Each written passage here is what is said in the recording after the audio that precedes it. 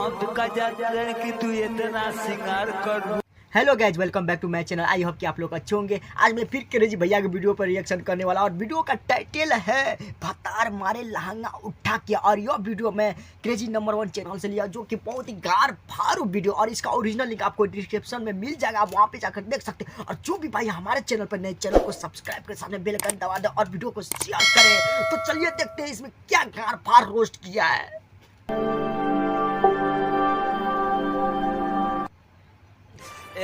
अरे बूढ़ा हो गया तब भी इतना सिंगार करू। लगता है कि भाई इसको गार फाड़ेगा बढ़िया से। लेवल बावे ना, मतलब देखो तो रहो भाई लोग बुढ़ावा सरवा 70-80 साल के होके अपना संगे एगो 16 साल का लड़की लेके घुमाता है। कहत कौन चीज ए गोरी हम का जॉनी के तू इतना सिंगार करबू। अरे लड़की सिंगार नहीं करेगा, वो बूढ़ा भी लगे सिंगार करेगा। यार कैसे बात कर रही बूढ़ा। करो तो गौवा भर में लंगटे घूमो कि कोना आवत पीछे से निहुराई के पेल दो। ठीक बा भाई। भाई लो आज हम फिर से पेले वाला बानी, मतलब फिर से आज रोस्ट करे वाला बानी भोजपुरी वीडियो के बारे में। तो भाई लोग देखो आज के वीडियो में ज्यादा बकचोदी ना करम। वीडियो स्टार्ट करने से पहले तो बस ये कह चाहते हैं कि हमारे एगो दोस्त बाबे जेकर नाम मनोहर सिंह, भाई लोग कसम से कहते हैं बहुत खतरनाक वीडियो बनावाला और बहुत गानफार वीडियो बनावाला। ठीक बा, वो भी भोजपुरी में रोस्ट वीडियो बनावाला। और हमारे आसाम के हमार मतलब पड़ोसी हवन, समझ सकत रहो। ठीक बाबे, खेरनी के हवन, मान लो कारी खाना बेल गाँव के हवन। तो भाई लोग उनकर वो भी रोस्टिंग भोजपुरी में रोस्ट वीडियो बनावाला और बहुत गानफार बनावाला। भाई लोग उनकर तो एक बार वीडियो देखबो तो ओके भाई, ओके ठीक बा। आप लोग भी जाकर देख लीजिएगा भाई जो बोल रहे हैं। डिस्क्रिप्शन में लिंक पर फर्स्ट लिंक उनका चैनल के जाकर जरूर एक बार चेकआउट करिए लो। पहले हमारे वीडियो देख लो, ओकर बाद जाकर उनका चैनल सब्सक्राइब करिए लो। विरोधो पटेल के छोड़ के तू दूसरों भतार करबू।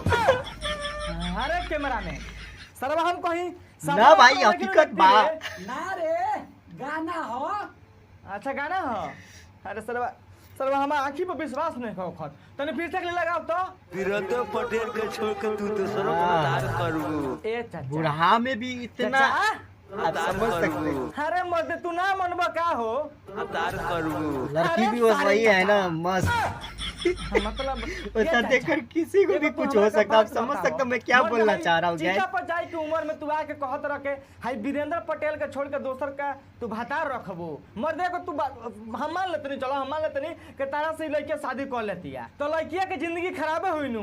तोरा कैसे पता बारे कि लड़की के जिंदगी खराब हो जाई। अरे सरवा झांटी में के ढील ये कौन सा भाषा हुआ यार। होत हुई तो जिंदगी जियान ना हुई लड़किया के। सर बकवास करत रहन, डांस कर रहा है कि क्या कर रहा है। अरे हमारे झांट के चाचा मतलब ये चाचा कितना खतरनाक तू डांस के स्टेप मारता रहो। मर्दे आज तक ले तो हम ऐसा का डांस ना करे सकनी ना, मतलब देखो तो रहो भाई वो डांस नहीं कर रहा, प्रैक्टिस कर रहा लेने का। भाई लोग अगर यही तेरी चाचा जी डांस करे तो रह जसनू तो सरवा पक्का बाबा के 3 हाली मिर्गी का अटैक और 10-15 हाली हार्ट अटैक आ जाई। वाह वाह। तो भाई लोग ये जो चाचा डांस का भी स्टेप मारला हन, ई डांस के स्टेप में अपन दिल के बात कहल चाहत रहन कि तू फटाफट खोल के इशारा करत रहन कि तू जल्दी से खोला कि हम निहुरा के तारा का पेले। बात तो वही भइला। तो जाके बे गेहूं काटे अमर जान मुखी में पकड़ाई बाड़ू।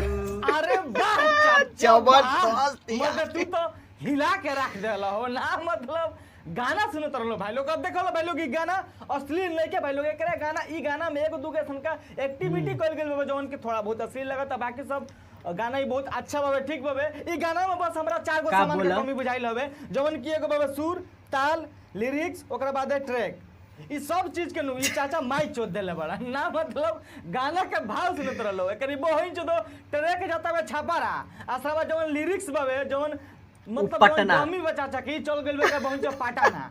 वाह, मतलब ऐसा गाना का सिंगर के नु यूपी बिहार में ये बात तो सही बात रखे के चाहिए, काहे कि ऐसा के काम था। फीफा अवार्ड होला से कौन अवार्ड होला। चाचा का नु इंटरनेशनल झटिया अवार्ड देवे के चाहिए। उहे करे बहन जी तो 20 किलो के बोरा में भर के 20 किलो के बोरा में सब के छिलवा के घरे पार्सल करवा देलो।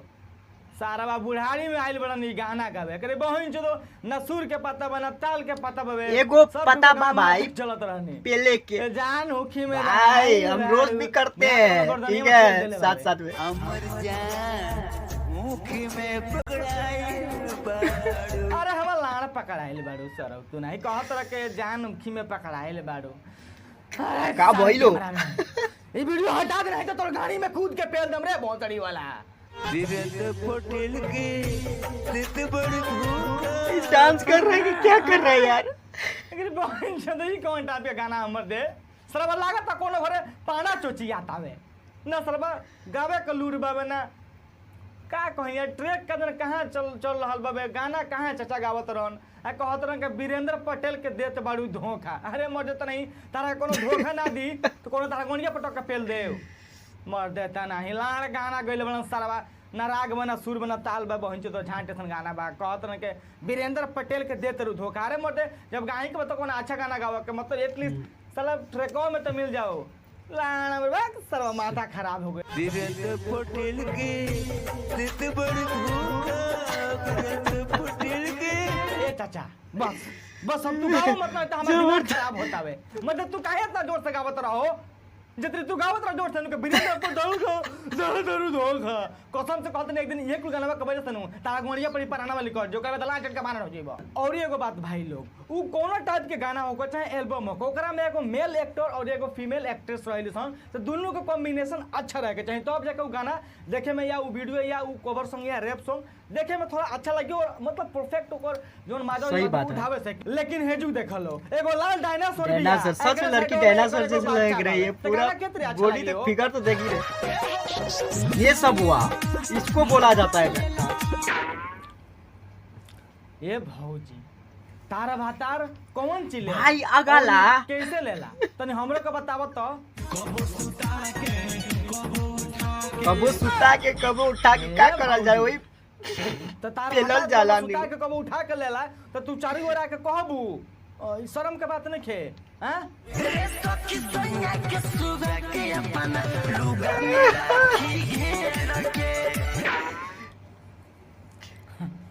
तब भौजी अपन सैया के सुगा के अपना लुगा में अच्छा घेर के रखेली अच्छा बात बा भाई लोग कि भौजी अपन सैया के सुगा के अपन लुगा में घेर के रखेली लेकिन हमारे लुगा में कैसे रखल जाए भाई अगर दूसरा लुगा में तो लुगा के भीतर न रखल जाए निचला में और कौन ऐसा का जगह बाबे के सुगो जो जाके उ रही उ लुगा में रहे वाला सामान हमें तो वही में रही और भाई लोग बहुत तरह का पता ना हो कि भौजी कौन सुगा था बोल हमर सब्सक्राइबर के था बोल चाहता नहीं के भैया का टेढ़का लाड़ा के बारे में बात करत तारी ए सखी आधा खिया गइलो बाटे घिसाते आधा खिया गइल बाबे घिसाते समझ रहे नहीं गए सरवा ई कौन चीज भाई वो है समझ गए ना समझ गए नहीं ये कैमरामैन ई वीडियो क्लिप हटाओ का समझ गए रे हमरो को बताओ ए सर हम समझ गए नीनू हटाओ ना तोरा के बता दे हटाओ ई वीडियो क्लिप हटाओ अरे भाई हमरो को बताओ हम समझल चाहता नहीं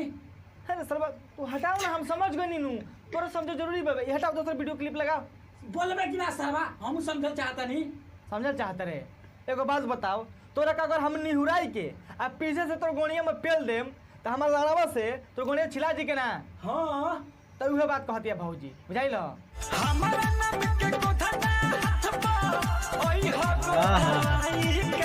वाह कितना प्यार बा भैया और भौजी में के भौजी कहत रही के बाहर सही तो अपन मतलब हाथ पर हमार गोदना गोदवा के भाई हाथ में गोदवा के कहां पे आएगा तोर शादी हो गेल अभी तो लेके लेकिन बस मान ले तोर मेहरारू फोन करके कही तू बाहर रहते तोर मेहरारू फोन करके तोरा के कहित के आवे के बेरी हमार हाथवा पर अपन नाम लिखवा के आ जइहो तो तू का करते अपन लड़ावा पर गोदना गोदवा के आ जइती क्या कैमरामैन है यार लाड़ पर नहीं गोदना गोदवावे के उसमें कोई गोदेगा भी नहीं है बॉम्बे से भाता रही हो झुलफी बढ़ाई के जुल्फी बढ़ाई के भाई मेरा तो नहीं है जुल्फी मेरा तो नहीं बोलेगी ना देखत नहीं कि अपन भतार के कहत या का जुल्फी बढ़ा के आई हो सरवा आदमी चूल कटवा के गर्मी के दिन में हां ये बात तो सही हमारा जैसे ठीक बावे तो तू कहत को जुल्फी बढ़ा के आई हो देखो भौजी आजकल जुल्फी के स्टाइल उतना नहीं चलत हां भलो अपन भतार से तू कहबू के झांट बढ़ा के भाई वो बढ़ा के फिर तो रात में दिक्कत हो जाएगा ना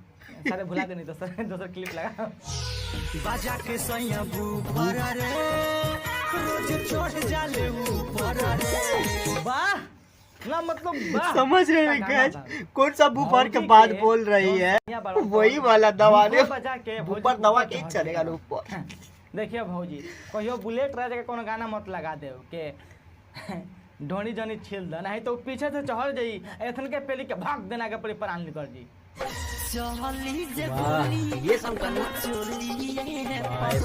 समझे कुछ तो अच्छा गाना चोली जे है। गोली तब भौजे ही अपन चोलिया पर रोकली हन। ए भौजी देखो फेंके के भी एगो लिमिट होला ठीक न। सच में गाइस एक बात बोलिए, कि समरा जो गोली आदमी- चलता आदमी का गोली जब पूरा गोली आर पार जब कर होला, देता, उसका तो चोली देखे में छोट कितना लगता दम है कि लेकिन जब उसका अंदर जाला उसका नु, गोली को तब रोक ओकर लेगा गहराई यार। पता चलेला जैसे कि लाड़वा होला मतलब समझ जा ठीक नु।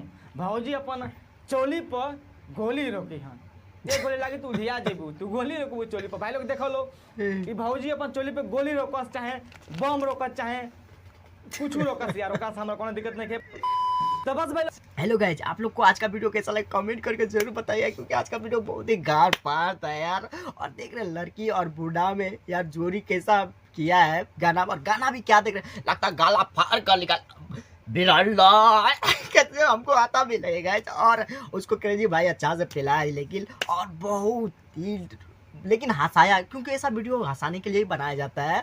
और दूसरा में देखिए बोल रही है मेरा सैया आ रहा जुल्फी बढ़ा के, बोल रहा अपना सैया जुल्फी, सब सोचता मेरा सैया का जुल्फी छोटा हो एकदम, आजकल का मॉडर्न निकल गया, थोड़ा अच्छा छोटा छोटा रहे, हमसे थोड़ा बड़ा, मेरा तो खराब लग रहा है, हमसे बड़ा रहे और देखने में मस्त लगे, देखे तो हाँ इसका मेरा सैया इसका सैया, ऐसे बोलती है लड़की सब। और दूसरा लड़की बोल रही यदि गोली चली तो हम अपना चोली से रोक दें। यार ये कैसा होगा यार, कभी वो गोली चोली से नहीं रोका जाएगा? आप समझ कर बता सकते हैं, क्योंकि गोली चलता है आदमी का आर पार कर देता है, कुछ भी हो आर पार हो ही जाता है, लेकिन वो चोली से कैसे रोक देगा यार? उसका चोली में ऐसा कोई लोहा का तो नहीं लगा कर रख दिया गोली को रोक देगा, उनको मालूम नहीं इतना, लेकिन क्या बोल देते हैं ये सब फेक यार, कुछ से कुछ गाने के लिए कुछ से कुछ गा देती है, लेकिन ऐसा कुछ होता नहीं है।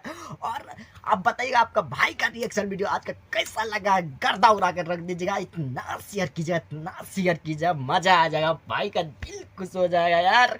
और इसका चैनल का लिंक भाई का यानी क्रेजी भाई का चैनल का लिंक डिस्क्रिप्शन में जाकर उसको भी सपोर्ट कीजिए, और हमारा वीडियो को भी लाइक कमेंट कीजिए और वीडियो को शेयर कीजिए। तो फ्रेंड आज के लिए इतना ही, फिर मिलेंगे नेक्स्ट वीडियो में, बाय बाय।